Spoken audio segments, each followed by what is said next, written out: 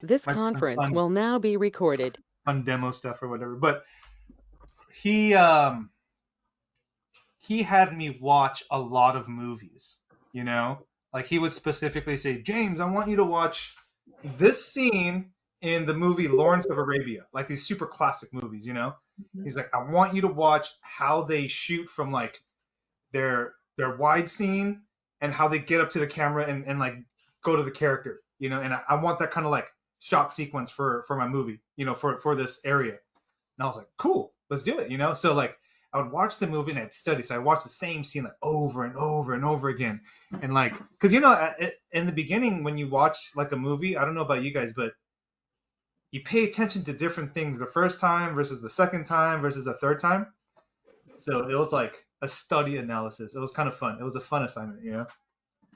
That's fun. What's the production designer's name? I'll have to find it. I'll have to find it. Richard something. Well, but you'll find it. He's from 1917. Oh, for If you just look up 1970. 1917 production, yeah, it's the same guy. He's like an English gentleman, older guy. But there's only That's like a probably practice for like composition and storytelling, to kind of be like, okay, why is the camera placed this way? Like, what's it trying to say just with the camera placement alone? That's cool, man. I'm sure that was yeah. like a nice study while you're working. Oh, totally. And every project that I've been on, there's an aspect of learning. You know, there's an aspect that you can walk away from, whether it's like improving your design sense or just like learning what better professionalism is. I don't know, like whatever the case might be. But there's so much to learn all the time. You know what I mean? Yeah. Yeah, this is cool. And if anyone wants to get on camera, feel free. Just like talking to a bunch of letters. What's up, letters? Anyway, that's funny. Oh man. But anyway, I've been painting. I don't know if you guys follow me on like Instagram or whatnot, but I've been just doing like a lot of like personal paintings lately. Kind of finding myself just like painting and trying to explore color. And I have this like I was painting trees last week. But for this week, I don't know. I might do this this subject matter called My Flying Whales Space Explorers. I don't know if you guys seen it, but is this a bunch of space astronaut guys walking around with like long sticks and they're just looking at the sky and there's a bunch of flying whales everywhere. So um and it's a subject matter that, like can be very simple and I've kind of drawn it and painted it a bunch of times so I can kind of do it by memory, but I just want to like explore a certain other area, which is color. You know, um, color for me has always been an elusive one. It's always been a bit challenging. So this is kind of like an exercise that's kind of fun. Have you guys ever watched this documentary on YouTube called "Everything Is a Remix"? You guys ever seen that? All right. If you haven't, go watch it. Everything is a remix.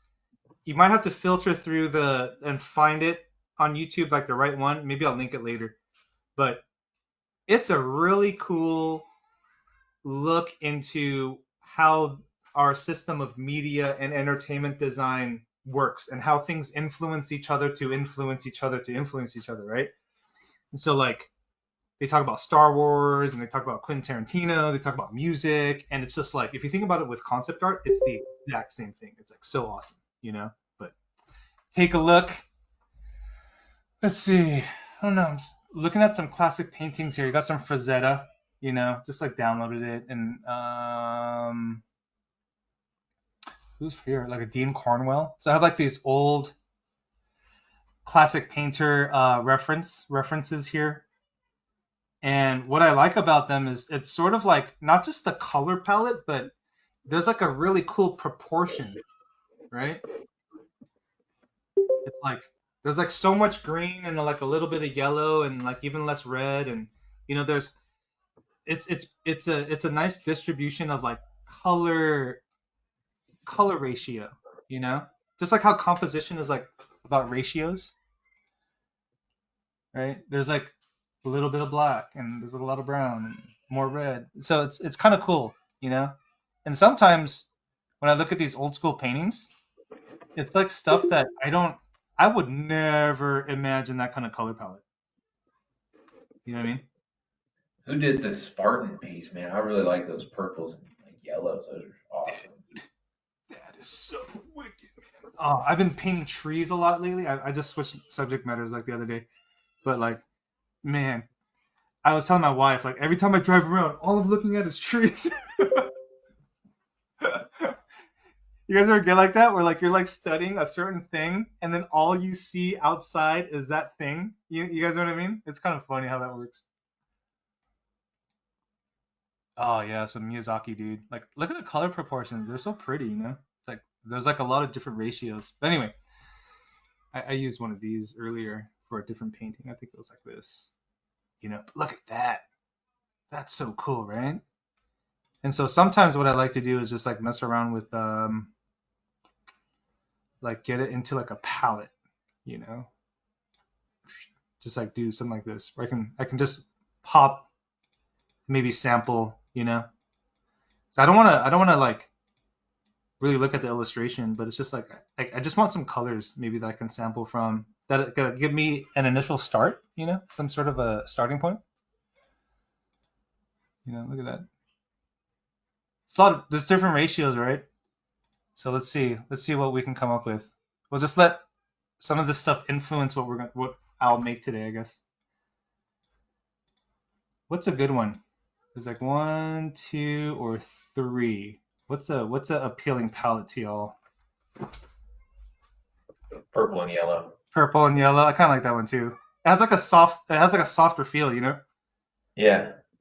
I love purple too, man. Like anytime I see it used like, really eloquently, I'm like, oh man, I'm gonna have to try to mix that in. I'm gonna mess with Uh, that. that's cool. So let's see then. Let's see what happens. Let's mess around with it. All right, here we go. But I'm just gonna paint and talk. What should we talk about today, y'all? What's the subject matter of the week?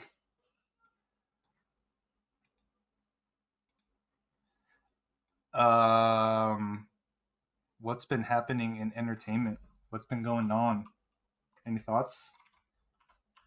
Well, I guess one thing I could do is ask like, who's here? What do you guys do? What's up, Daniel? You on camera, bro? Hey, hey. Nice, man. Yeah. I'll join you on the camera side. Heck yeah, dude. Now I have a face to talk to. I don't know if you guys will ever like maybe try to do any teaching or like interacting with like community, but man, when there's a face in a room when there's like a lot of blank screens, it's nice. It's nice. Oh man. All right, let's choose some brushes here. Layers, brushes. Lay something in. All right. So let's go here. Space Explorers. Oh man, that's pretty dark. I'm just gonna mess around with a palette, just kind of figure something out at first. And I don't know, man. It's nothing that I really nothing that I like to rush. This is definitely something that's a lot more. Yeah, just take my time. Trying to get some basic composition and understanding here. I don't just kind of mess around with the sky a little bit. Keep it really, really loose. That's one thing I like to try to do, or at least focus on in the background here. Is like keep it so loose that the marks in front of it, like even if they're still pretty loose, there's still a contrast, like a super loose edge next to a semi loose edge. Like this one's gonna look tighter, and so like yeah. So anyway, that's what my mind's focusing on. Here, let me get a little more saturated. See what happens. Right, that's cool. This is like something where I would just like import my own color, and I'm just dragging it along. Like it's the same like kind of value, but I just like dragged it like more into the saturated zone. And sometimes I just like to see what happens there. Like naturally, I tend to work very desaturated. It's something that just it's easier for me to, I guess, approach it that way. I don't know if you guys were here for the last live stream, but I was just like, man, color was always my struggle. I was sharing this one story when I was in school. Like the teacher said, like, hey, you're like kind of colorblind.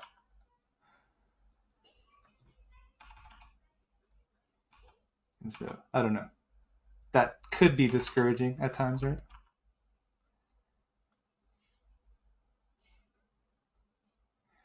I don't even know what I'm painting right now. I need to start like getting a little bit more,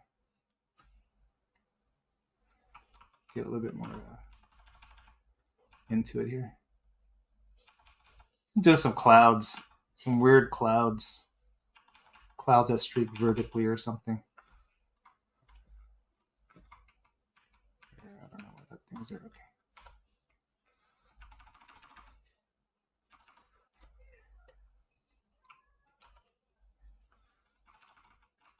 And you guys probably hear like a lot of tapping, right? That's just a brush size, you know.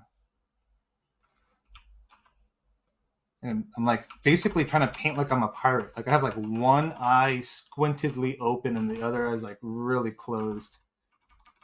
Do you guys paint squint? Like, do you squint your eyes when you paint? Anybody? All the time. Yeah. Oh yeah. That's good, man. Like I've heard that like a lot of like digital painting kind of like classes don't really like teach that all the time because it's, you know, kind of like a painter's thing, you know what I mean? At least I like mean, they have you zoom out all the time sure, because that's like yeah, more convenient. absolutely. Mm-hmm. Yeah, that'd be like the equivalent. But there's something different about zooming out and squinting, though, in my opinion. I don't know. Like I get different results. Like when I squint at this and it's big versus when I'm like, kind of like wide-eyed and then just like kind of shrink it down, you know? All right, man.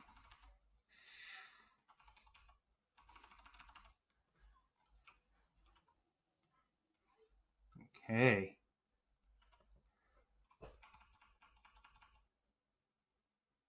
Wow, it's like so bizarre, man. You know, just playing around with color. Let's kind of move forward here. Let's get something going here. Oh yeah, like palette's like all different now, huh? Here, let me see. James, how big is your monitor? Dude, my monitor is it's like kind of big. So it's like a 40. It's a single screen. So I just use a really really large single screen. It's like a Samsung. It's like a 40. It's like a 40 maybe or something like that to the degree. But yeah, I used to use like dual screens all the time, and I thought that was like so much better, you know. But like I'm just kind of messing around with this. Wait, this I'm gonna delete this one. It's like I'm like messing way with the palette too differently. So let me just get this back in line. What do you like about the 40 inch? You know, to be honest with you, it was like it was just a little bit of a different uh I just wanted to try it out, to be honest. You know, I was in a meeting with a friend and I was visiting his studio and I saw on his screen he had one ginormous screen and I was just like, dude, like this is cool. Like what is it? Right? And he's like, oh, I got a Philips one and blah blah blah. And the thing is that it's so much cheaper to buy 140 than two duals that are like high end. You know, like cost wise, I was like, oh, wow, it actually makes a lot of sense, you know? So that's what I tried to do, you know.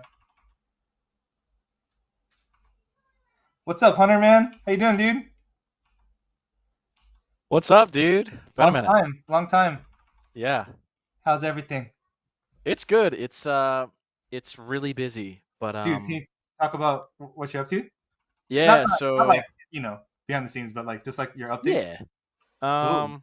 So I started like my first real studio gig recently, outsourced stuff. We have a couple consistent contracts with some big clients, so um, like COD, Blizzard stuff. So right now I'm mostly just doing a bunch of design work for Diablo, but it's Wow. awesome. I So gotta like you pinch myself to remember it's real. so you recently went to like GDC, right? And then you got kind of Yeah. at the thing.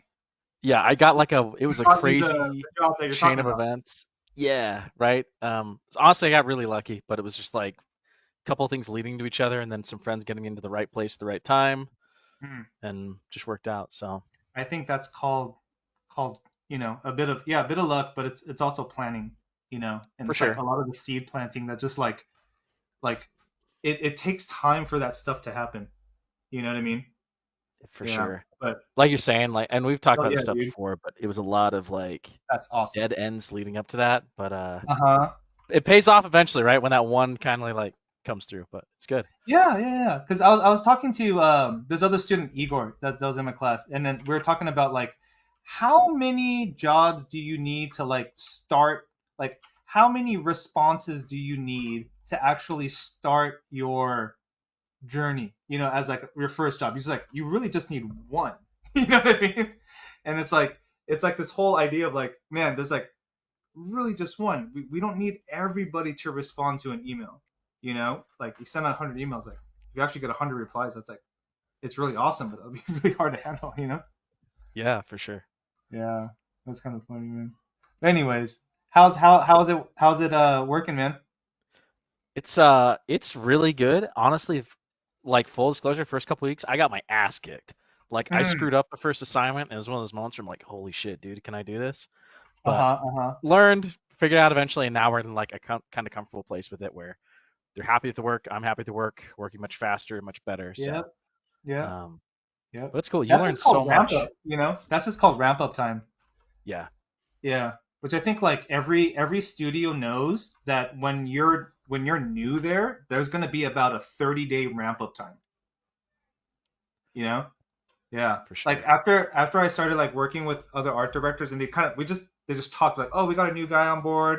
And it's like he's like, okay, before they work with you, James, like we need them like 30 days, about a month to just like get acclimated, learn all the policies, get used to it. They don't expect like boom right away. Obviously company to company is a little bit different, but Totally. yeah, as far as like when I was doing stuff with Naughty Dog, they were like that. You know. Yeah, I was I was glad like, to have oh, the that's leeway. cool. It's good to know that they're not like, you better perform right now. That would Right. suck, dude. Yeah, man, it'd be so nerve wracking. I was scared for a minute because they were like, they were saying it like a nice way, but they're like, yeah, like if this is gonna be the quality output, just know like we might put you on a different project or something, because like Yeah, it's there was not there gonna was fly communication. Mm-hmm. for the Blizzard stuff. But Got you, got you. we turn around, so it's good. But big learning So, experience. what do you think it was that like got you back on track with everything? This might be stupid, but I think a lot of it is just like building confidence. Like I had most of the Mhm. building blocks to put it together, but Totally, dude. that and having like a direction instead of like spending time on dead ends, like actually thinking in terms of like, okay, shit, like what does the AD, either ours or theirs, like actually want for this project? Uh-huh. What is the fastest path to that actually ticks all the Mm-hmm. boxes instead of just kind of like Mm-hmm. wandering and beating around the thing? Sounds easy, sounds dumb, but it kind of took a different hat to think with, I guess. And to be honest with you, in a nutshell, you just described what the job is.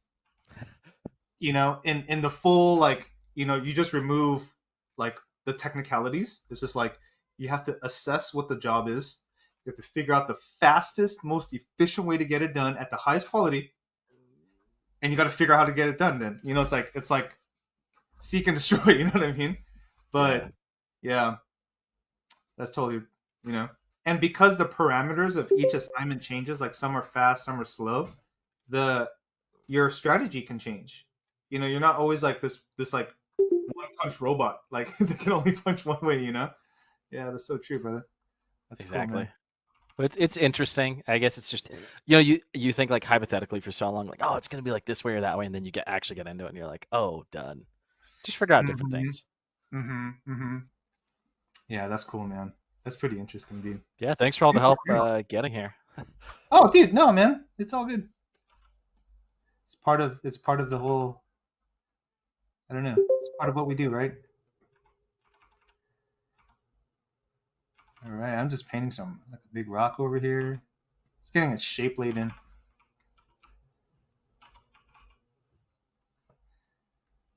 So what else? What else can we migrate and talk about now? Thanks for being our topic for a few minutes there. No worries. Anybody going to anything cool? I'm gonna try to. I gotta like arrange travel plans for it, but I've got a ticket to the Sung Choi workshop at like New Edge in the summer.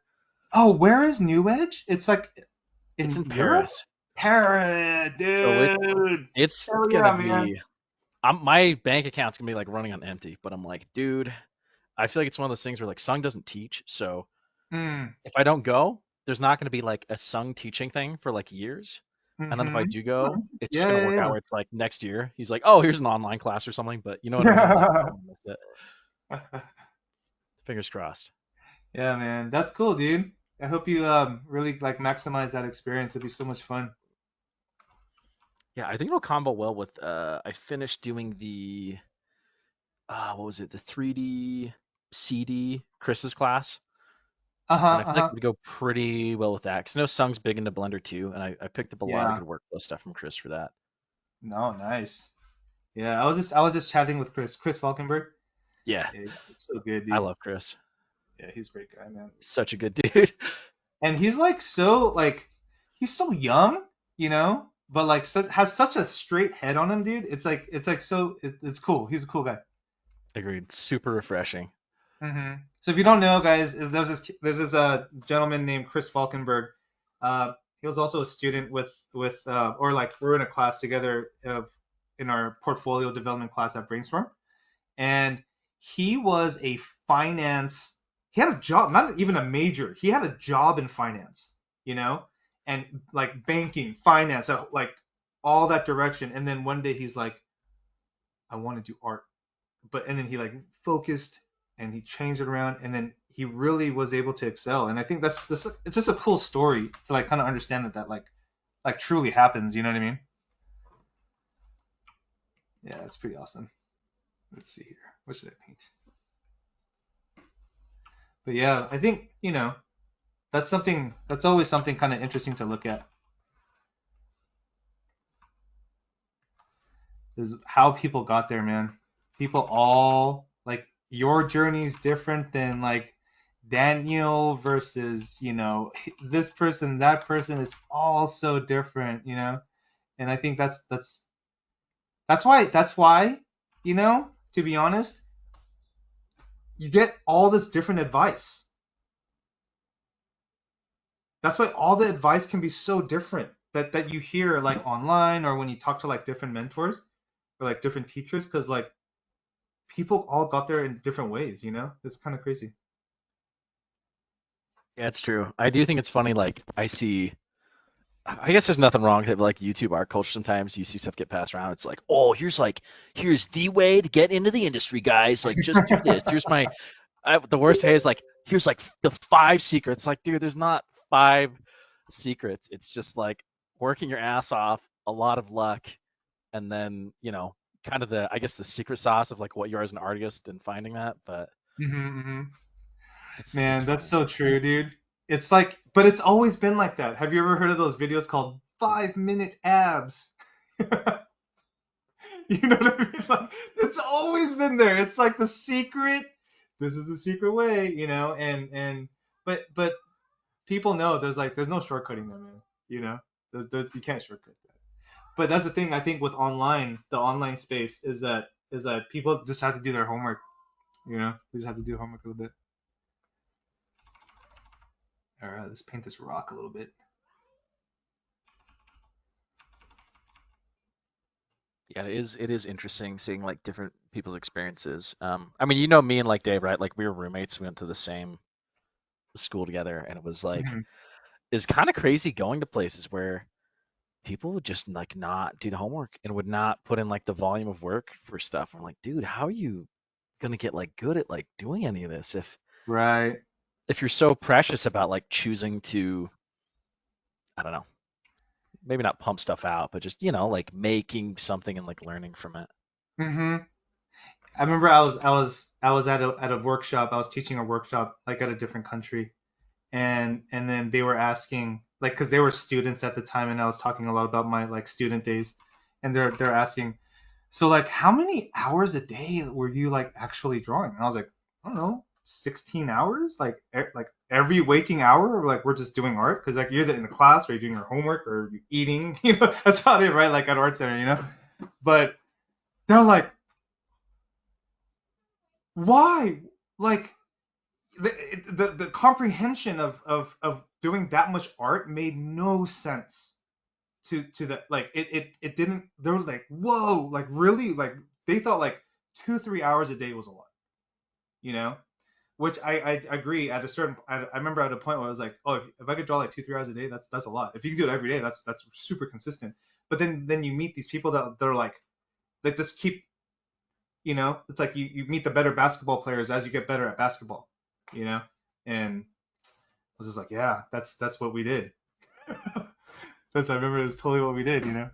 It was only that. It was only art. I mean, you really gotta love it. I tell my, I mean, we talked about this before, but I guess context run out. So I teach just like adjunct at a university. Really lucky to have that, and that's a cool thing. I love doing, and I like my students when I start a new semester. I kind of talk about it a little bit where I'm like, listen, like I have the like come to Jesus talk. It's like if you want to do this and you like don't need to make a living, like you got spouse something who's making like the bread money or whatever, awesome, rock on, do whatever you want. But like if you want to make house money with it, there's no guarantees. But the one thing is like you got to be like grinding, you got to be putting in the hours, and you got to like love it. Like there can't be any like, oh, I only draw this like one thing. I only like drawing that one thing, and like that's it. Like I only like drawing when I feel like it. And I'm like, dude, you got to learn to feel like it. Like you can't wait for like the creative rush to like strike you. At least to be like commercially viable. Yeah. It's just not an option. Yeah, I think commercial is like one of the biggest words that like differentiate sort of the different art worlds. You know what I mean? Commercial art, it's like there's always like this very defined objective, in my opinion. Anywho's, man, that's great, man. I'm super happy for you, dude. Thanks, man. Appreciate all the help. Sorry, I feel like I'm like talking a lot, but No, man, we should. Unless there's anyone else can just jump in, no problem. Yeah, anyone, feel free to like jump in on me. Don't let me hog it. Just enjoy listening. What's funny is like I've been drawing, not drawing, well, kind of, but I've been into like lotus plants lately. Like I like growing plants at home. I'm not really good at it, but I like to grow plants at home, just like random stuff. So I bought these lotus flower seeds on Amazon, and they come like in water, and they're like kind of, they've already broke the seeds, so you just kind of put them in water and they grow. They're such a cool looking plant, So I'm gonna put some lotus plants in here, like in a space. May I ask a question about environment gestures? Yeah, what's up? Go ahead. So, if a student is doing environment gestures on a 30-minute gesture session, how many minutes should a student do for each different environment gestures? 2 minutes or 5-minute environment gestures? What's like an environment gesture? I'm not too familiar with like that specific term, but like what's considered like a thumbnail, I guess, or Yeah, kind of like similar to figure or human figure gestures, but instead of human figurines, we're doing environment gestures just to get the overall composition. Oh, I see. Okay, so I would break it down in a couple of different ways because like sketching environments and doing like just like basic value, I think they're two different tasks, and they take a little bit of different time. But I don't know. I would actually just say create different time patterns. Like for example, um, sometimes I like to just force myself to sketch in like 5 minutes. So you're going to use your most effective tool in 5 minutes. Like one brush or one pen. You're just like kind of scribbling and doing some stuff, and then 20 minutes and 30 minutes. But I think those are things to kind of keep in mind because, like, I don't know. And here's also the thing too, is maybe worry about what the delivery is, because sometimes if you just try to like do it too fast all the time, it might be better to like go slow, learn like, oh man, this is like exactly how I want to do it, and then if you practice that over and over and over, you get faster at it. That's, I would kind of go in that direction. I know I'm not really answering your question though. It's kind of a hard question to answer. Maybe to look at something, maybe it's easier to look at something.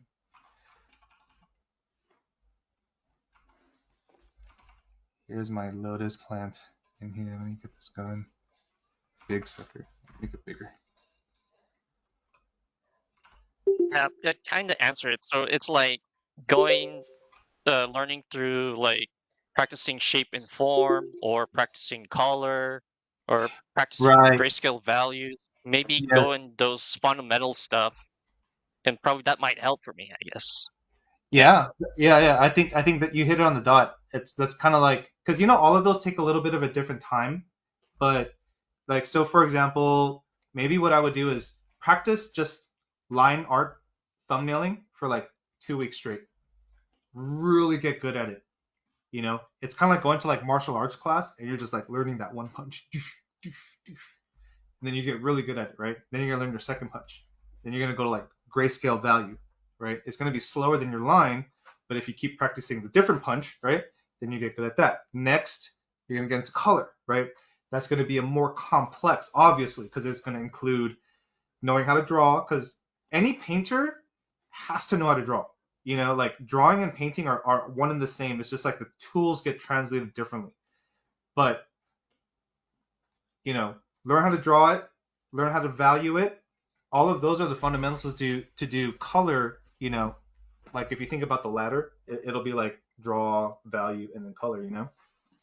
But so I think that's something to kind of keep in mind. But yes, I think you're right on the dot.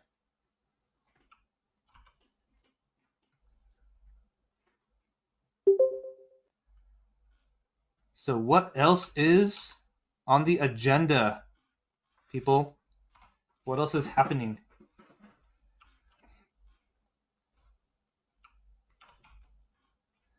Let's paint some of this stuff here. Do you have like a preferred way of approaching like tetratic color schemes? Because I feel like they're nice for being like more naturalistic. But I feel like I'm always like, oh nope, gonna go like analogous or complementary, or like something like easier when I'm doing studies, and I'm like, maybe is it like a crutch? Like my here's the thing. Here you're gonna find like the biggest kryptonite. My understanding of color, even in that conversation, is like, hold on. All right, you said this chromatic and that chromatic, and it's like I Yeah. remember in arts and art, like these color theory classes, and they would talk about this stuff, and I'm like, man, I don't freaking understand what you guys are talking about. It sounds like geometry or algebra, But what ended up Dude, you sound like happening John when he's like, "No, guys, I don't know color. I just color pick." And I look at his paintings. I'm like, "Bro, there's some, at least intuitively, something in there is working." right, but I think I don't. Okay, so this is what Kang Lee talks about. And Kang Lee is like a friend of ours from John and I. I went to school with the guy, and he's an amazing artist and he's like a super killer. But like he um man, oh my god, I gotta come back to this. I like got like a brain for it. But I remember oh man, what was I gonna talk about with Kang? He knows about color. Hold on, give me a second. Give me a second. I'm gonna paint something. James, I totally relate to you on the color stuff because I feel like I would freeze up anytime my professors would like ask like, "Oh, like what secondary colors are you using?" And I would just be like, "Oh God, what's a secondary color?" Like in that moment, Yeah, dude. and I'd freeze up like I'm being interrogated. It was the worst. Mm-hmm. And I think the whole experience with color was just like, oh, now I remember. Okay, it's about creating taste, because Kang would talk about taste, right? And taste is something that you develop. It's something that you develop with intent. Like people that push fashion, like they start developing a taste with fashion, or like with food, or whatever the case is. Like there's an area of intentional growing. But sometimes when people paint a lot and even just color pick, they develop like they're like, oh, I like that combo, and maybe it happened accidentally, but then it sticks with them, and they kind of like just do that color combo a lot. Like I know John pretty well, and he's like kind of like very scientific with the way he like, not scientific, but very, there's a methodology with the way he breaks things down and the way he approaches how to learn stuff. And so sometimes it's just like mess around and see what sticks, and then go like, ooh, I like that one. All right, I'm gonna do 10 of those, and then mess around again and see what sticks, and be like, I like that one. I'm gonna do 10 of those. That's kind of something that I remember about John a lot.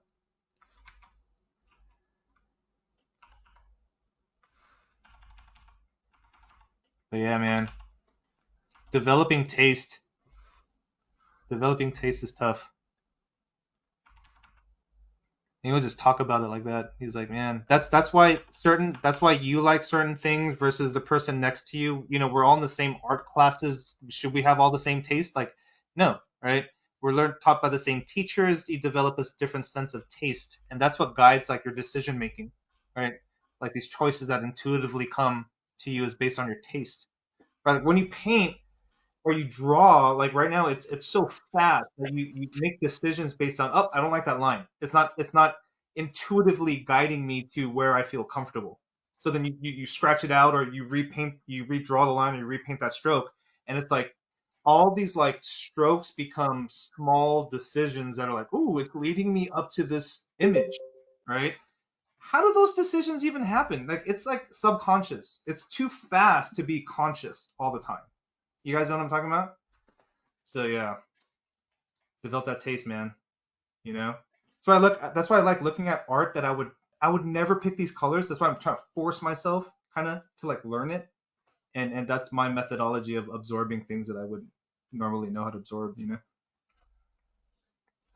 So let's try to do this for like a week or two.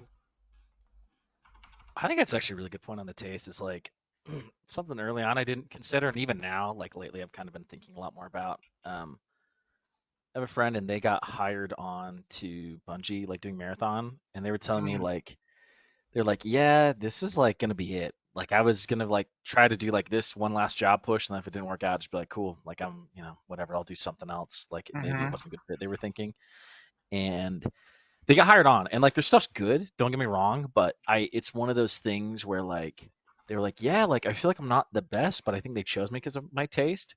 And I look at all their work, Mm-hmm. and I look at the project, and I can totally see it. Where it's like an art director look at that and be like, okay, maybe like this isn't a person where they're at right now. It's like, whoa, like mind blowing. They're like senior level, right? But Mm-hmm. they're like, oh, taste wise, they're gonna bring something like useful to our project that's like already kind of related to like what we're doing here, which is Right. huge and like super Yeah. underrated. Yeah. That's true, man. It takes, I don't know, when sorry guys for like sounding like so funny, but when do you think you develop good taste? That's a hard question, man. Such a hard question. Never. You're always figuring it out.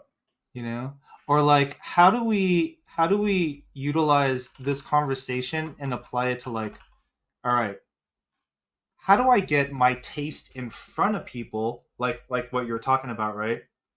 To get the attention of projects, whether it's theme, like people that do horror monsters, they can kind of paint or draw in different directions because that's such a specific niche, right?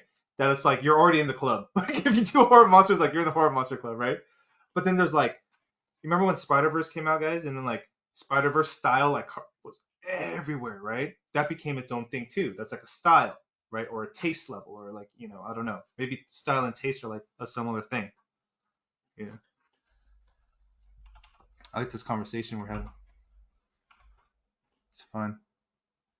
Yeah, I'm designing this like lotus forest over here. Just like bear with me while I like figure this I out. I always saw taste kind of like equivalent to talent. Like if someone has really good taste, they usually tend to say like, "Oh, that person's talented." Like Mm, technique might not be there, but like good taste tends to kind of mm, show a uniqueness to you, almost like your own style in a way. right. Like you're.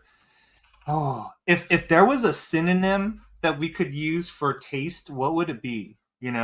Like it's like a sense of like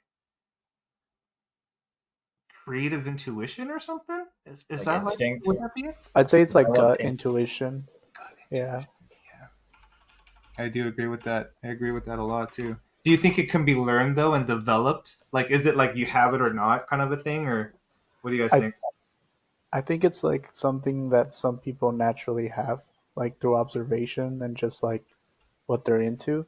But I Mm-hmm. think it can be developed. I think like if you're not like you don't see much when it comes to like art history or art culture, you can like learn it and then it kind of develops your taste over time. Right, because everybody has to start somewhere, right? Yeah. Which is definitely the truth, you know. And I guess certain people will like, you know, I don't know if any of you guys have done martial arts, but there's like one.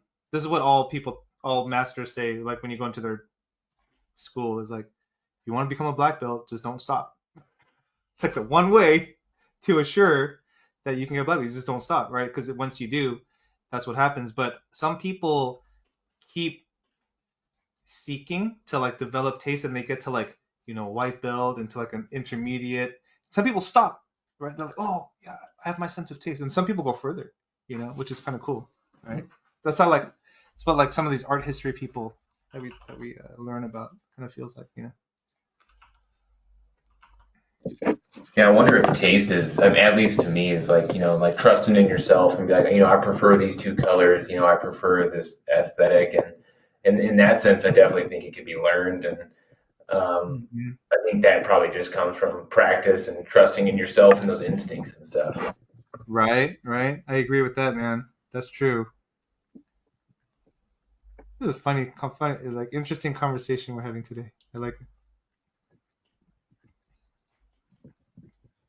It reminds me of like being in like an art department in the movie. So I was on this one film, and it was interesting because a friend of mine was like, "Man, I set this vacation, and I gotta go." And so like he went on vacation, and like the production was like, "Man, we need to fill your spot, right?" So then they're like, "He's like, my friend James is available," and then so they like looked at it, and they're like, "Okay, let's get him on." It was like so random like that, you know. And sometimes that's how it happens. But I was working on this film, and there's like this art department, and in movies, here's the thing, actually, especially back then, maybe like 2010, most of the people in the film concept art, they don't post on like conceptart.org, or they don't post on, you know, CG Hub or whatever the stuff was back then, you know, like where we used to like, or kind of like more the concept art for video games people like would do a lot of posting.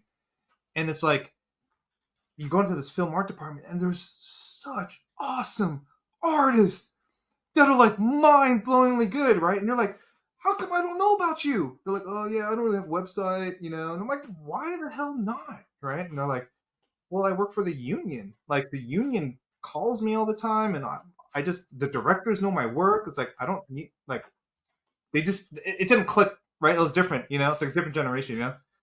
And I was like, oh my gosh, I'm like, if this is the people in our art department and everyone's like so good, I'm like, hey, who are some of the people in film that you guys think are like really amazing? And they're like, start, hey, look at this person, look at that. I'm just like, I was like, oh my gosh, right? But anyway, so we're working the film.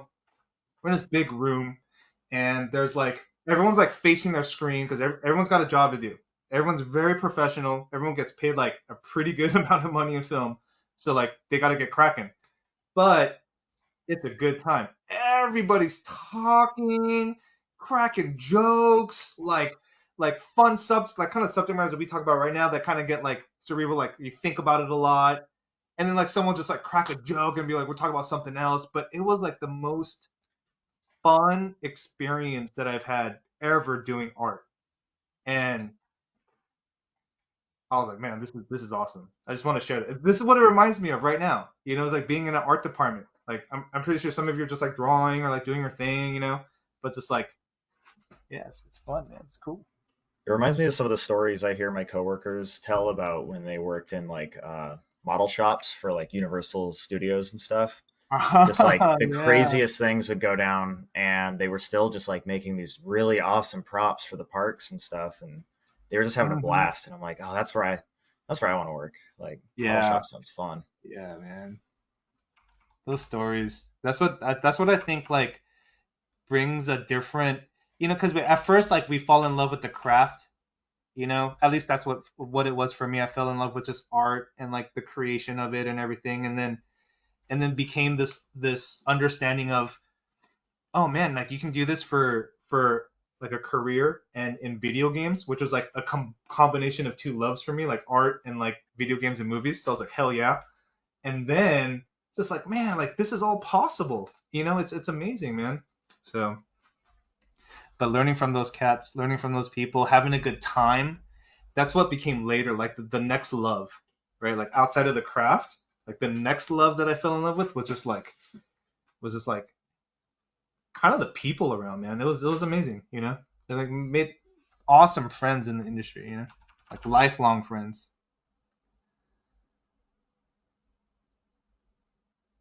All right, there's a lot of plants here, man. Okay, let's here. I hope I didn't shoot myself in the foot here.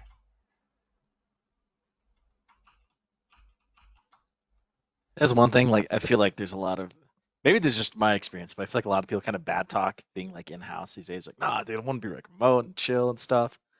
And that's awesome. Like I'm happy to be remote, but part of me is like, oh, dude, I kind of want to like get in there, and like have that experience, like talk with people and like learn directly and stuff. Like, Man, it's if cool. you want to get better, if you want to learn and improve like you've never done before, right?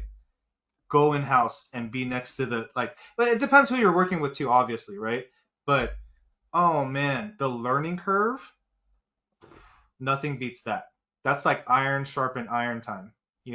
Working remote is great. It's very comfortable, but man, you have to be really self-driven to like learn different things that are outside of your conventional process because of that. But like when you see it and someone's like, oh, this is how I do it, like you don't have to figure it out. They're like teaching you. you know it's so hard to replace that. So even if it's temporary, I would highly recommend, anyone, if you have the opportunity, like go like do it in house for a while, learn about the pipeline, the ins and outs, like who talks to who, and then if you want to like work remote and like go freelance, then you sound like an authority, like you really you know what you're talking about, yeah. Anyway, concept art has so many different directions. It's not even funny. Like a video game industry like completely went away, and there's like all these concept artists like just chilling out. There's like so many, like seriously, so many industries to dive into. It's insane.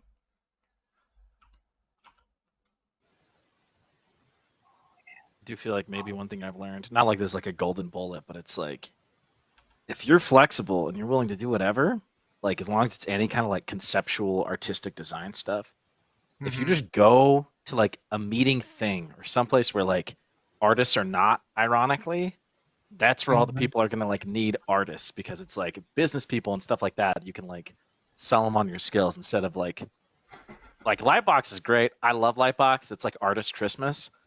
But it's basically everybody being like, "Oh, I do art, you Yeah. do art. That's cool, man. We both want jobs, right?" Like, I don't Mhm. know. Mhm. It's interesting. Yeah, Oh, just look at agree. his hat, man. What does it say on your hat, dude? GDC. Yeah, GDC, man. That's like literally like a few years ago, I was walking around the floor, and then my friend and I met. We're just talking to this guy in line for coffee, and they're like, "Oh, why are you guys here?" And we're like, "Oh, we represent a concept art school and blah blah blah blah." And they're like, "Oh, we need concept artists." We're like, "Where do you guys find concept artists?" And we're like, "Oh man, if you're looking for artists, man, you're on the wrong show, dude. Like, you need to go where the artists are." So there's a complete different like understanding of where some of these people looking for artists are versus where the artists actually are, man. It's funny. Like it's like Pacific and Atlantic, like they don't really cross over. But if you do get to go to GDC and really, I think, maximize the approach to going there and like understanding that it's not an art thing where there's actually no art, really. There's no art booths, there's no artists like selling prints. It's all like game tech, game dev. I like this kick of super hot purple right here. That looks awesome. Just And I think for some reason that's why like when I look at Frazetta's work or like some of this stuff, you see like this kick of like this like lime yellow or like a color. It's like I go, oh, I would never do that. That's so brave. All right, let's try. Something I'm still trying to crack. Like when I look at like Jamie's work, And when I trace the lineage back to like Sergeant, it's there, but not as much. So I'm like, he must have picked up from somewhere else. He does that where he's got like these really nice, ultra hot like color spikes, and I haven't figured out like the reasoning for the placement of them yet. But it's so juicy and it looks so Yeah. good. Like it's not just one; it's like a smattering of like analogous colors, like across a thing, in Dude, like a really Jamie, tasteful way. Where I'm just like, dude, I hate him because of that. Seriously, he's so good. So we used to work at NCSoft together, and he used to be at ArenaNet Studios, which is in Seattle, and we were in Santa Monica. And our studio and their studio, and by the way, their studio was Jamie Jones, Jeremy Bennett, Kei Kai, Haraya Dochu, which is Daniel Dochu's like son, who's like the global art director for NCSoft, and it was our team, which was like Jung Park, me, Tyler West, who else was there? Jared Morantz, all these other guys. Anyway, so we were on this team, and they're like, okay, we're gonna do Guild Wars 3, right? And we're like, cool. We're gonna do Blue Sky Phase, 3 months, all right? Everyone's quota, you got to bust out 5 paintings a day, right? We're like, oh snap, 5 paintings a day. All right, this is no joke. So like, we used to like walk out with the studio, like our hand would be hurting. Like, oh my god, right? And then we realized like we're like, oh, we're getting faster, and then we started running out of ideas. You know, like I would be at lunch, like looking at ideas, and I'm like, there's like a fork in my salad, and I'm like, oh, I'm gonna do a fork in like a mountain, right? I was like, I needed ideas so bad, you know. And then so when you're in that zone of like, you have to figure these things out, it would be kind of interesting because like you got technique, but if you don't have ideas to go with the technique, like you're kind of out in the open. And if you don't have technique for your ideas in a similar place, you're out in the open. So you develop a lot. Anyways, every single day when we get into the studio, there's the dailies. The dailies arrive from the night before, and we all open Jamie's first. We're like, ah, we say, like we're like cursing, because we'd see 5 paintings, and we're like, oh my god, they're so good, right? By the way, never met the guy yet. I was like, Jamie Jones, man, you got to be like this, because he paints so classically. We're like, dude, this guy's got to be like older, illustrator by trade, oil painter by night. And then we're like, all right, we're gonna do a satellite meetup where all the studios meet up in Santa Monica. So all the crew came down, and we're all like, hey, how's it going? Hey, Kei Kai. We're all young. We're all like kind of same age. And then we see Jamie. We're like, hey, what's up, Jamie? He was like, oh man, he's kind of young, right? He was like, cool, okay, cool. And then after work that day, we're like, all right, you guys want to go to the bar, like, you know, grab a drink or whatever, because you know we're in Santa Monica. And he's like, I can't go, guys. I'm not 21 yet. And we're like, are you kidding me? First off, all right, we'll go somewhere else. But like, dude, you're that young? What the heck? Oh man. And then so one day we're at the studio and we're just painting, and everyone's just watching him paint, and he just pulls color. Like he just goes here and he's like, yeah, okay, whoop. He's like, oh yeah. Like I'm like sampling and toning and adjusting from the sample because it's very hard for me to generate. But his color understand, his innate color understanding is so, in my opinion, advanced. It's like watching Michael Jordan do free throws, dude. You know, it was so good, so good. I don't know how else to say it. I feel like maybe I'm wrong. Is I feel like Adrian Bush is another one of those like and I know there's others like my range is like limited of people I've seen. Sure, I don't know if you've seen his absolutely. stuff. I feel like he has that same kind of like really crazy innate like understanding of painting, and he's so freaking young. Mm. It's nuts. I'm so curious, like what they did. You know, like what was because there's an obvious difference. Like when I was a 16-year-old and maybe when they were 16-year-old, I'm sure we're doing different things. But like I'm just so curious. You know, I don't know about you guys, but like my family allowed me to do art, but it's like, dude, art as a career, they're like, hell no, don't ever go down that route, James. And I like scratch and pull and like basically just kind of be rebellious and kind of like do it on my own, you know. How was like the journey? And anyone can relate to that kind of story?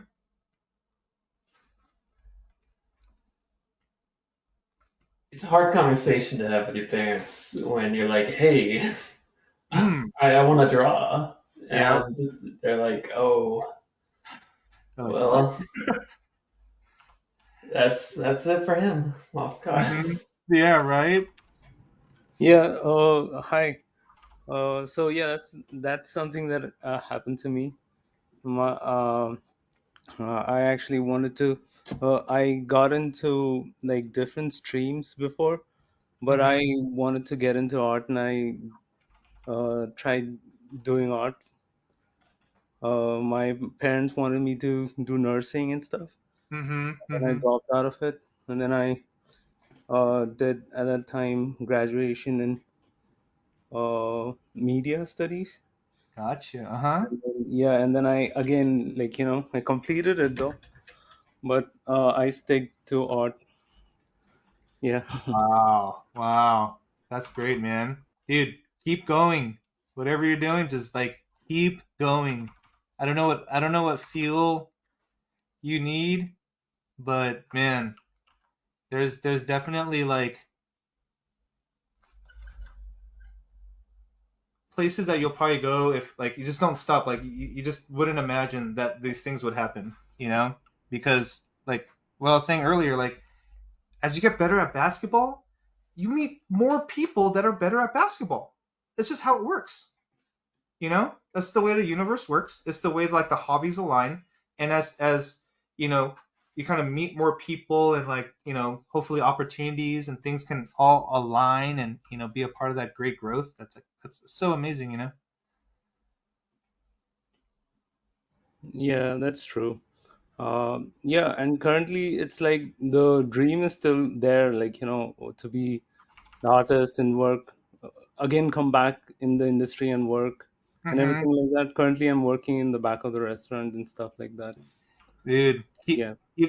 and that's I think is very honorable because it's something that needs to be done. Everyone has like a different circumstance, and if there's an opportunity for you to like practice on your own or just like learn and observe from outlets like this, there's a lot of people who have done it with that kind of I think circumstance, which I think is kind of like a good thing to know, that like if someone can do it, there's a way, there's absolutely a way.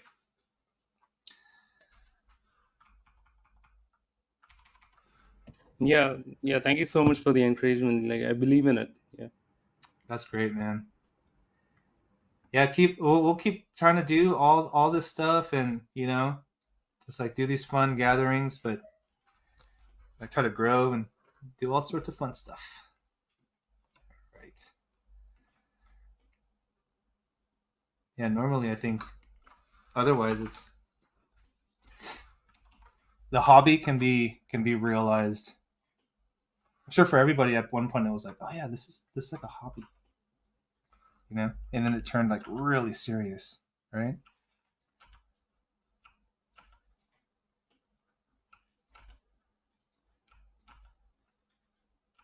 Did this like anyone in here kind of grow up with family that did art as well? Because I know there's a lot of those types of scenarios as well.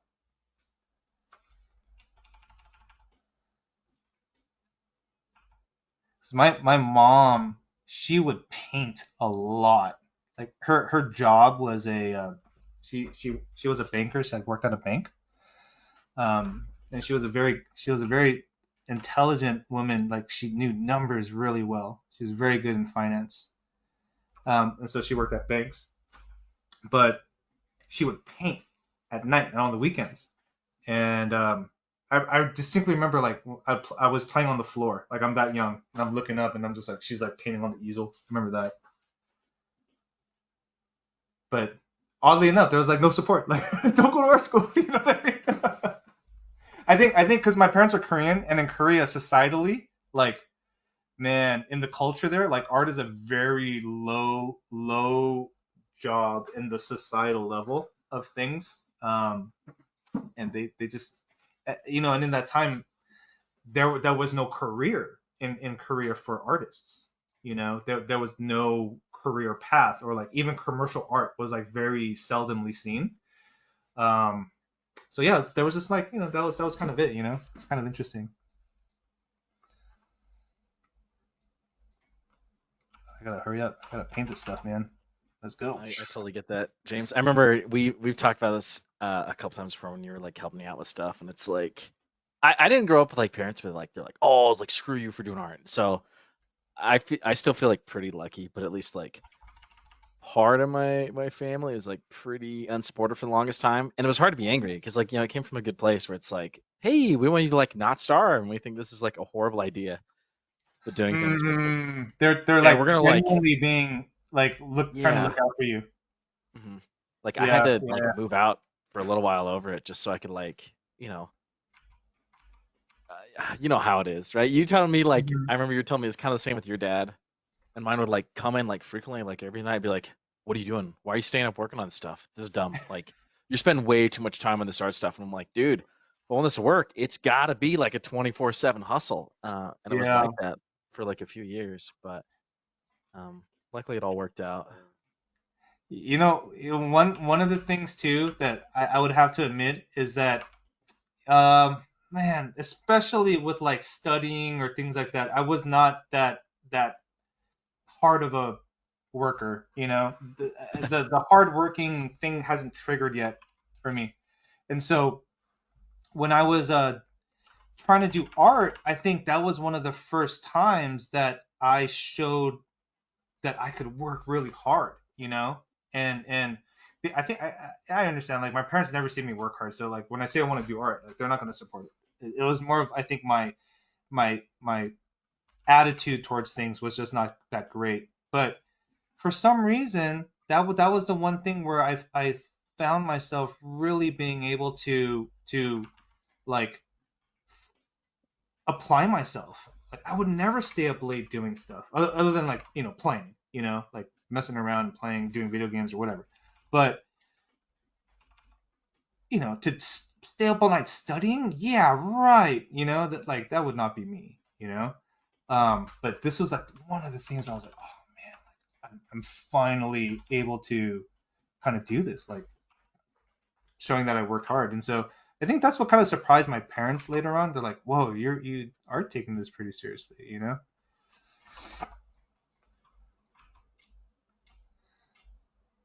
So yeah.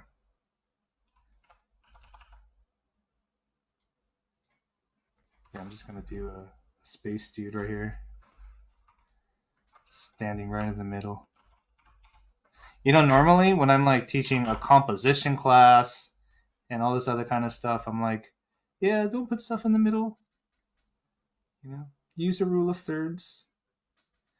And it's very interesting because sometimes when I look at these like classic paintings, I'm like, hey, you guys are breaking like these rules that were taught, right? And I think that's what kind of ends up happening is like eventually you get kind of bored of like using the rules, And can you still make a painting work, or can you still make it, basically work without, and still break the rules? I don't know if that makes sense. It's like when you first learn how to ride a bike, right? It's like just riding a bike is fun, but eventually that gets boring. So then you want to like jump off sidewalks and do stuff like that, right? That's like the next level, So I guess I'm trying to jump off of sidewalks here.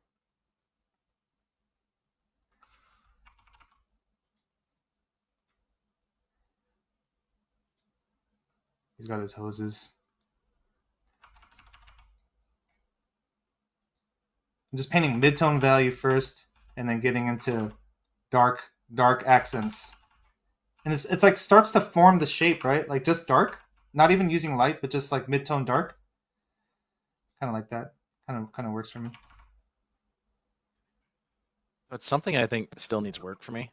And always will, but like it's this lesson I'm always like relearning, I feel like, where it's like how little you actually need for something to read and how much better it is for it with like only Mm. essential, whether it be like graphic read or just like a compression of a value range. But it's always Mhm. just like, oh yeah, duh. Like, dude, what am I doing? Like fanning all this out sometimes. I'm like, it would just be better if I just like, crunch the tones or usually there's just like a much better, like more simplistic approach. Simpler not Right. being like less careful, right? Like it still has to be really measured, but Mhm. Mhm. just really delicately kind of done. Yep. Awesome. Yep. I agree to that, man. And it's funny because when I get into this cycle of doing too much professional work where I have to use the most effective methods and so on and so forth, right? It becomes like it becomes so it becomes technical. I'm just trying to be a sniper. I'm just one shot, like let's try to get it done. Versus like appreciating like the art of like shooting a gun or like the hunt. Because this I get to like slow down. If I did a one kind of painting to this level and it took me this long for work, I'd be like, oh my god, like focus, man, I gotta speed up. Um, but I think that's what's fun about doing the personal work is like get to do something completely on the other spectrum of what your art job is. Oh man, dude, that creates so much balance. Otherwise, it's like too heavy on one end. And I don't know, but I'm not trying to like talk bad on anyone that doesn't do that. But for me, at least, it creates balance. There's like feeding my art entertainment body, like the thing that I do for work, and then there's also feed my art soul, which I think is important. Yeah, I know it might sound kind of fluffy, but it's the truth. Kind of digging the vibe here too. It's like not saying this was like the inspiration, but do you know like oh man, I'm blanking. Like Roger Dean or like Wayne Barlow, like those Yeah, I know Wayne old Barlow. Yeah, yeah, those old like 2000s like a kind of alien planetary looks. It's a cool vibe. and it's funny because I don't sometimes realize where some of these decisions are coming from because sometimes it feels just like you know I'm just like thinking about it and this is what I like, but eventually I'll look at some John Berkey painting or like a John Harris or something, and I'm like, oh crap, that's what was in my head this whole time that I'm like subconsciously putting out. You know what I mean? And it's like you gotta like look. At least for me, that's how I absorb a lot of like influences. Like I have to see a lot of things that go, oh, because we're all visual people. Everyone probably like observes with their eyes in a certain way more than others because we do art. And it's like we need to get impressed or like push the boundaries of like oh man, that visual is like impressive. You know what I mean? Or it's like nothing's inspiring. I don't know if that makes sense. But yeah. What else is the subject matter for the day? What else can we discuss? Something I've been trying to learn is separating like work art and like me art. Mm. Yeah, that's been a new thing for me lately. Ooh, that's pretty cool to hear, man. I think that's like kind of in a nutshell, like what we're just kind of talking about right now. Like kind of having that explore time, dude. That's cool. Yeah, or like not getting too attached to like work art. Mm-hmm. That's Um, tough. That not could be making tough. like the stuff I do at work personal, and like vice versa. Right. Yeah. It's hard not to take it personal, right? At times. Sure, I mean, yeah, when you like work your whole life to get to a certain point or position or job or whatever, and then Yeah. and then you're like, oh, I worked so hard to get to this moment to do this thing, and then it just doesn't end up mattering. Yes. Right. I think that's like after the craft, like learning that professionalism. Ooh, that's a big one. That's an important one in my opinion. James, It's what's so the so key. worst critique you've ever received? Trying to keep that like professional face. As if you ever had like a critique just go horrible for you. Oh, dude, yeah, man. Um, and a lot of it just purely had to do with I didn't have the proper understanding, you know, and so when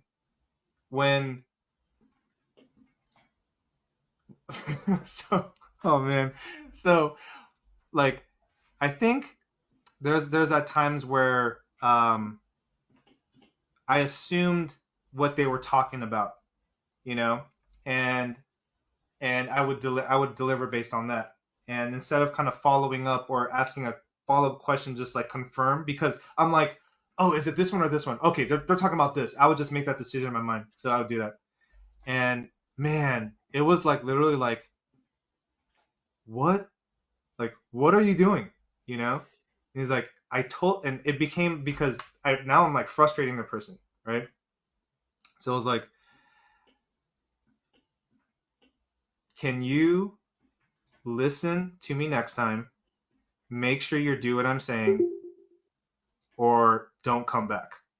And I was like, ha ha ha, yeah, sure, you know. And then he's like, I'm serious. And I was like, okay, I got it, you know. And it's like it makes you go like stand in attention, you know what I mean? It's like, oh damn, you know. But I think that was that was one of the worst ones, I think, you know, where it wasn't even just like, hey man, you're under delivering. It was like, if you do this again, like don't come back, you know. I was like, oh shit, all right, they're really serious, you know. I think that was the worst one.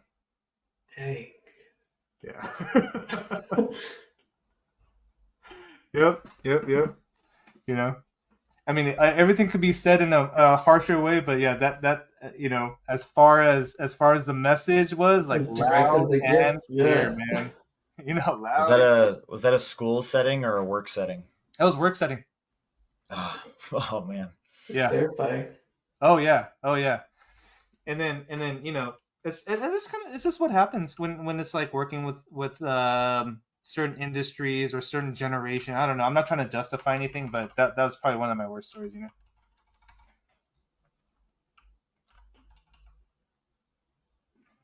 So yeah. But on a lighter note, keep working on this guy over here. Yeah, but you know how they talk about like Steve Jobs was an asshole, and you know da da da da. You know, there's really like people that are so passionate, right? Like I'm sure there's stories about directors all day long, you know, and just like stuff like that, right? Or wasn't there like you know, like even actors. Remember there was like a Christian Bale moment where like he was acting and like some person in the background was like making noise and he's like, "Don't ever do that again!" Right? He was like yelling at the top of his lungs. Things get heated when passions are high and creatives are all in one place. Oh yeah, dude. We're lunatics, man. And I think what's kind of good about being in a hobby, you know, that's really deep, right? Like so, um, I think what ends up happening is, I think in any area of any area of hobby, whether it's work or like a sport or whatever, there's gonna be like a super passionate group, right? When you get to a certain point, like it becomes very passionate about winning, achieving, getting the results and whatever.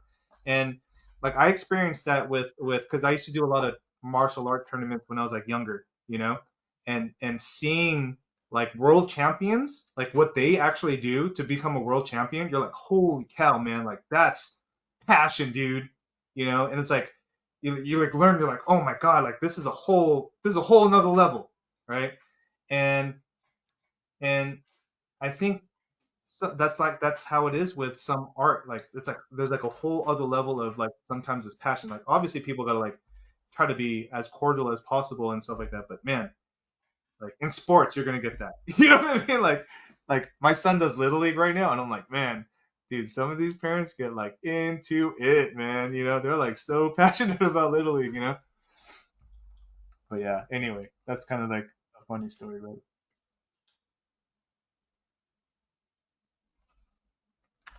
What else, man?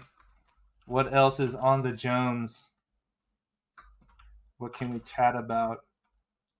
You know, actually, I'm looking forward to watching.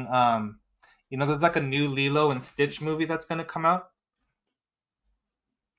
Like, love Lilo. I want to watch that with my son. Live action one. Yeah. Oh, I heard good things about what's that new Marvel movie? Defenders or what's it called? You guys know what I'm talking about? There's a brand new Marvel movie that's about to release. Thunderbolt. Yeah, Thunderbolt. Thunderbolt. Yeah. People are saying good stuff about it so far. I don't know how reliable that is, but it is what's on the news. All right, here's a question. What was the last movie IP, right? The movie IP that was just like, oh, you're like, oh my god, that's awesome. Like it floored you, you know? What was the last one? Like original IP or not like a It doesn't remake matter. or something? Doesn't matter. Okay. Remake, whatever. Dune. What was the last one? Probably Dune. Dune? I was gonna say Dune was That's a pretty good one, man. That's a hard one to beat too, man. I agree. Dune was oh man, especially Dune 2, man. I like number 2 a lot. I finally watched it. I think around the time I was taking your class, you had just finished like this Dune painting. I was like, all right, I gotta give it a watch, and sure enough, absolutely loved it. Dude, there's scenes in there where I'm just like, oh my god, that's like a Jerome painting. That looks like a Craig Mullins painting. I'm like, it's like so, it's like so textural. It looked really good. I don't know. I was just like geeking over it, man. The first thing when I saw those like ships, I'm like, okay, they studied the old sci-fi masters, and Yeah, these guys are from right. Art Center, and like, yeah. Yeah, that's kind of true, right? Kind of has that look, you know. I think it was like, I think George Hull. Do you guys know George Hull? I think he might have worked on it. But he's like, dude, he's a vehicle designer from like Hollywood. Like he's like the Nebuchadnezzar. He did the Ornithopter at least. I think he did more too, but I'm not sure which parts. Oh man, they're so good, dude. George Hull is he's such a badass. James, have you seen the? I like going through old shit because I like being able to steal really good ideas, and then everybody's like, "Wow, dude, that's so original. That's great." It's not original. It's like, the welcome to Everything is a Remix. That's what that documentary, right? like cycling all the way back, right? Like that's what it's exactly about. Yeah. Man. There's the Jodorowsky Dune that didn't get made. You can find like a compiled art bible of it online. Holy, I mean, okay, half like a quarter of it's like borderline like stick figure, like weird porn drawings for environments where there's like weird stuff going on. But like the other 3/4 of it is just like really cool, like out there like costume designs and shit where I'm like, damn, like that rocks. Oh, that's cool, man. It's cool. I love that, dude. Here, I'm just like sake of time. I gotta put another guy in here. He's on the other side. What's up, Bob? What's going on, Bill? Just chilling, man. Looking from the car. I guess as far as movie goes, have you guys seen Tenet by Christopher Nolan? Dude, that movie blew my mind. I gotta watch it again for any of that to make sense. It's one of his more recent ones, right? Yeah. Yeah, I think wait, isn't it like Denzel Washington's son or something in it? Yeah, I think so. And the dude that's playing Batman now, he's one of the other main characters. Nice. Yeah, I like that actor, dude. Yeah, that one has like this really crazy like time travel, like backwards time travel thing going on. And I'm like, it was a cool idea. I just like couldn't wrap my head around it the first time. Christopher Nolan movies get super deep, dude. Love those. Like Inception blew me away. Holy cow, man. When that movie first came out, and that movie now it's pretty old, if you kind of think about it, you know, in the spectrum of like you have to count the years, but man, oh my god, that movie was like, Yeah, I'm a big fan of the Nolan movies. That and mm-hmm. Interstellar for the second time or like third time, like I was like, oh, it gets cooler every time, and I like that rewatchability. Right. I agree. I totally agree. He's over here and I'm over there. We're just hanging out, man. All right. But yeah, this is pretty fun. Thanks for hanging out with me on this live stream, everybody. And we're just like painting little guys carrying metal detectors or something. It's me. Still amazed by your efficiency and simplicity and all your stuff, man. Oh, thank you. You know, it's taken practice, man, because like it's one of those things where um like I'm trying to paint 100 paintings of just like studies, you know. But you know what's funny is, you know what's hard about doing 100 paintings, one a day. You know what's the hardest thing? Limiting yourself to just one. That's the hardest thing. I swear to God. Once I got into like past 10 and I got into the habit, I just wanted to sit down and do more. So I'll do like three, four, five. You know what I mean? And it becomes like, hey, let me wake up a little bit early. I'll knock one out. You know, like it's kind of starting to become a really fun hobby. And I'm at like 25 or 24 right now, and but I'm doing more every day. So like my growing curve is going faster, but I'm just like posting like one a day. But yeah, that's the hardest part about it right now, is to like only do one. It's like a tease, man. It's so like the simplicity, and like some days I'll try to do a lot and just like paint really small, and then I'll zoom in. I'm like, whoa, those brushstrokes look like super economical, which I love about oil painters, how they just like are like super economic with stuff. So, and I'm trying to look at a lot of Jamie Jones. Um, right now, my feed on Instagram is like I'm getting all these painters, because I'm like, I don't know, for some reason like my algorithm's pointing me that way or whatever, but I'm like rediscovering like all these painters that I knew and didn't know, and it's just awesome, you know, learning I about wish my it. algorithm worked like that. I don't even like follow these accounts, and I get so much garbage showing up. And it was so bad. I had to like, I downloaded like a lobotomized version of Instagram that has no feed. Oh snap! Like, To and basically so I could still filter it message out. people because like I use it a lot for messaging. I could still message people and like look up people, Uh huh. like see stuff I like directly look up. But like it was just so much trash on there, man, that Oh I didn't man, even that sucks, follow. dude. Yeah, but I still keep up. It's a lot more manual now, which is better, I I guess. hear you. I hear you. Dude, I have 6 minutes. I got to paint in a whale. I totally forgot about my whale, dude. It's the whole point. It's flying whales, man. All right, dude. So I've been, for some reason, I've never painted whales before. Never. Until this like project, but I've painted the same whales going like in the same direction all the time for the past like 6, 7, 8 days or something. So I'm like getting, maybe I'll just draw them. It's kind of funny, you know. I'm like memorizing the silhouette, and I think that's what it just kind of ends up happening, you know.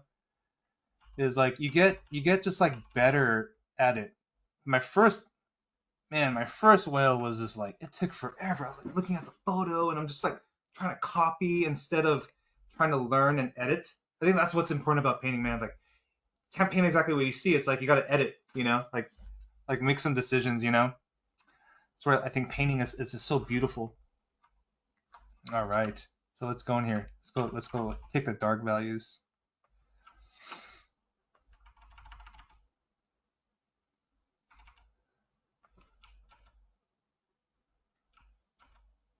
I also find it like Hunter and I talk about this all the time, actually, but like it's just like it's so easy to like complicate something, versus Yes. just like keep it simple.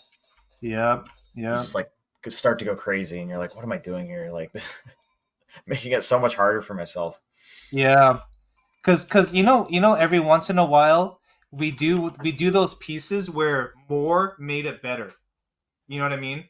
And then sometimes we think that's like a, at least for me, I think that's like a last a last save myself like ejection button. Like I'm just gonna add a lot of detail, like bash the hell out of it with photos or something. But yeah, just because it worked once doesn't mean like it always works. I learned the hard way, man.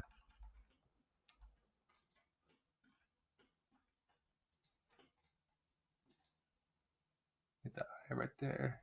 Oh yeah, man. It's like a little humpback whale action.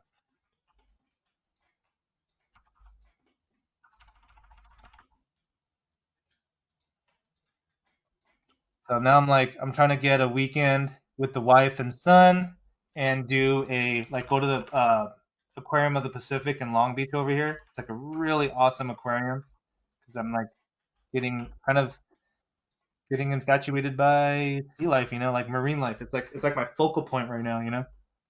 That and trees. like astronauts, like anything that's in my personal. Oh, that's like so purple. Okay, that's a little better. Let's just go there. Anyways, this was a fun session, y'all. What do you guys think about this? Like, was it kind of fun to hang out and just like chit chat and it's like do some paintings? Oh yeah. Man, it's cool. I feel like I'm kicking myself. I'm like, dude, I should have been like painting along sometime. I mean, I'm like working on stuff, but more so to try and get ahead at work than. But like, For I'm sure, like, for man, sure. why not? Like, it'd be cool to do it like side by side and try some of the same process and see what works. Yeah, right. Why not, I'll dude? probably do that next time you do one. Yeah, next week. We'll try to keep it consistent, you know. Word. And I can like, you know, definitely maybe entertain like a request to show stuff. Otherwise, I'm just gonna probably paint when I'm like in the mood of painting at that time, you know. Just do what you want. That's what your YouTube's for. That's true, I man. want to see the just like raw James painting what he wants to paint on the live streams. You know, in back when I would say like I was starting to really get into the workplace, the workforce, I would say most of my free time painting was doing my professional work. I was just trying to get better at like the photo bash and quick comps and realistic lighting and like cinematic composition. I was just doing that. But once I felt like I was pretty decent at it, like I started to do this. And I don't know if you guys follow, like I used to do like a lot of World War II like fictional character stuff. That was because I got so tired of doing like all this like just basically it's like photo compositing for concept art, you know, when you do like a lot of film work. So like yeah, like if you asked that question like 8 years ago, 10 years ago, it would have been different. Now, different answers. Like all of them like, get different answers, you know. Yeah, I don't want to cheap out. Let me do it. And that's something I'm trying to do with these paintings here. Is like I don't want to Photoshop everything. Like I don't want to copy and paste everything. I just like okay, if I'm gonna do another whale, I gotta do another whale, you know.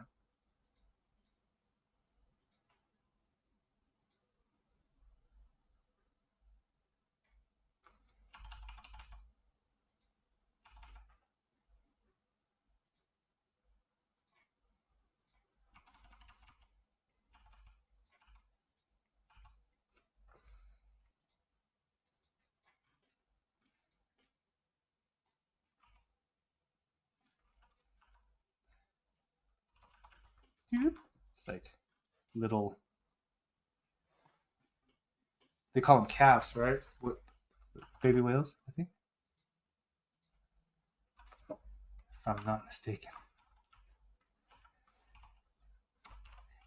Do you guys ever used to have those like super old school figure drawing teachers that used to call everything by the Latin name?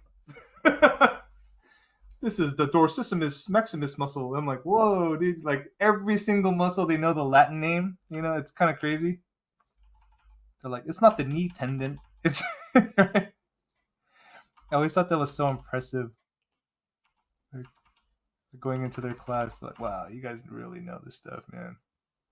Oh, and one time when we were at art, I was at art school. Our figure drawing teacher took us to the morgue. We visited cadavers. We saw like dead bodies, and it was like such an experience, man. Holy cow! The smell, oh. But we went in there, and then there was like this lady in a lab coat, and she's so used to being around these like, you know, corpses basically, right? And she has this like little pick, like a pen with a hook, and then she's like, "Oh yeah, check this out, guys!" Like she lifted up this arm and she's like pulling a tendon on one of the arms, and it's like moving a finger, and we're like, "Oh, crazy man, that's fucking excuse my language, that's freaking disgusting." But that's cool.